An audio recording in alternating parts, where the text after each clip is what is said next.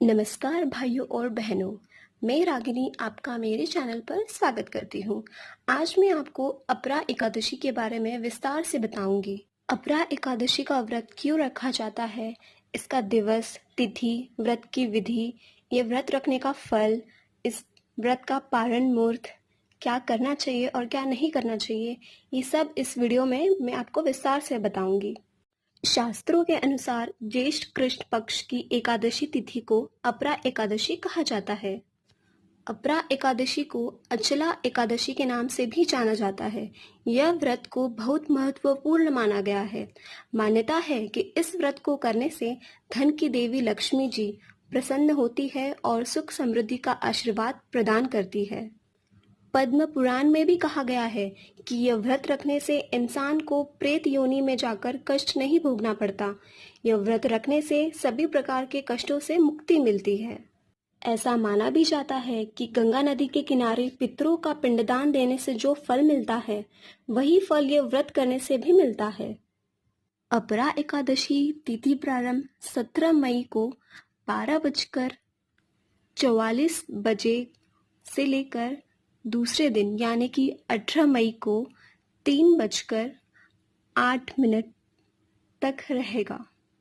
पारणा मुहूर्त का समय 19 मई को प्रातः 5:27 से लेकर 8:11 तक रहेगा। आइए अब हम जानते हैं अपरा एकादशी का पूजा विधि। एकादशी के एक दिन पहले, जिस दिन दशमी है, उस दिन सूर्यास्त के बाद आप भोजन ग्रहण न करें। सोते वक्त प्रभु को याद करके ओम नमो भगवते वासुदेवाय का जाप करिए।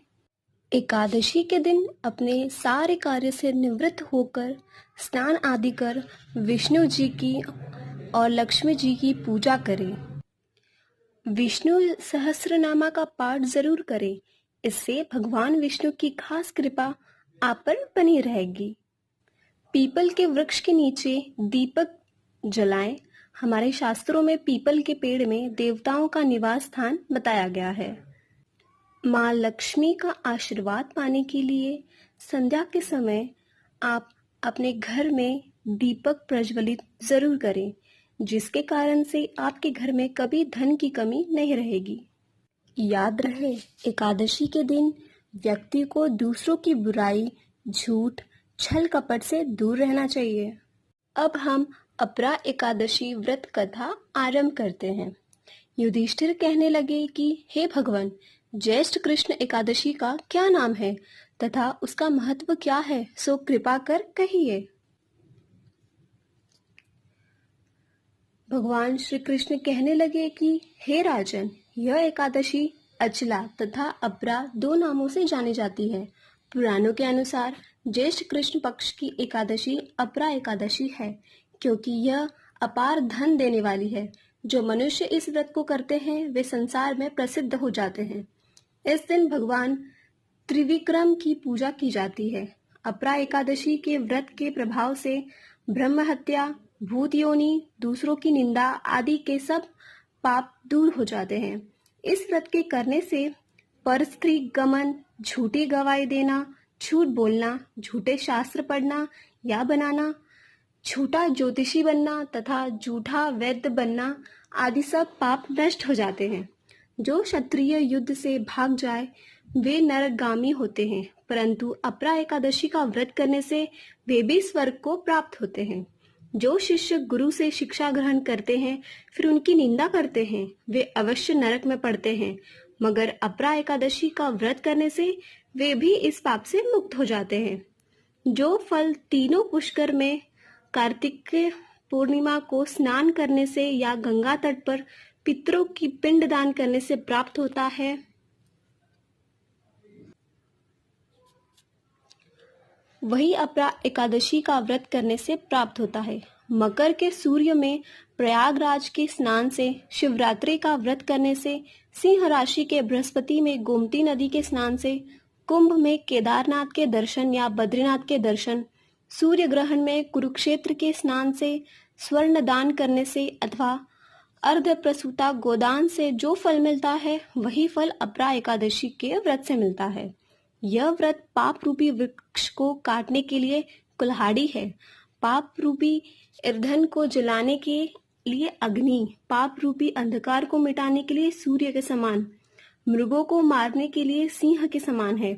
अतः मनुष्य को पापों से डरते हुए इस व्रत को अवश्य करना चाहिए। अपरा एकादशी का व्रत तथा भगवान का पूजन करने से मनुष्य सब पापों से छूटकर विष्णु लोक को जाता है। इसकी प्रचलित कथा के अनुसार प्राचीन काल में महिध्वज नामक एक धर्मात्मा राजा था। उसका छोटा भाई वज्रध्वज बड़ा ही क्रूर, अधर्मी तथा अन्यायी था। वह अपने बड़े भाई से द्वेष रखता था।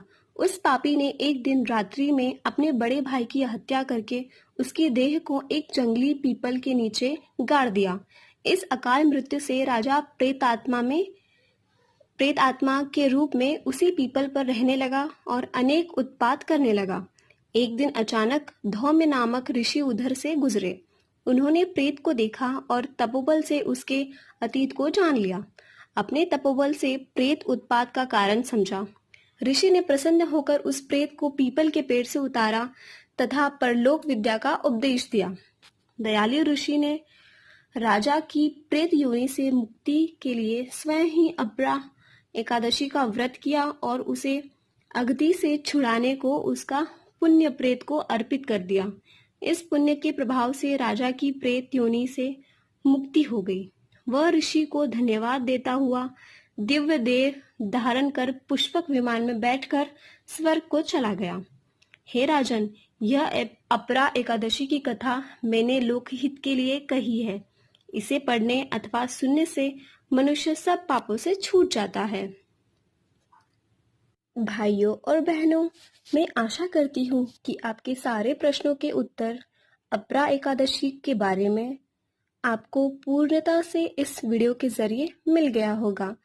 आपको और आपके पूरे परिवार को अपरा एकादशी की ढेर सारी शुभकामनाएं।